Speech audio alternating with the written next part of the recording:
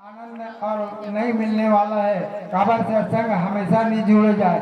2 दिन के बाद और ये सत्संग लेबो कहूँ ना तो मिलने वाला नहीं है। तो एक स्थिति में आप मन से निवेदन कर जितना ज्यादा हो सके आनंद उठा लो, अपने जीवन को सफल बना लो। काबर ये दुनिया में आए हैं मानव तन धर के, तो सबसे अच्छा काम करना है, चाहे अपन खुद के लिए कर या दूसरे के लिए कर, लेकिन अच्छा काम करना है। यही आप सभी भाई बंधु से निवेदन है। बोलो दुर्गा मैया की जय।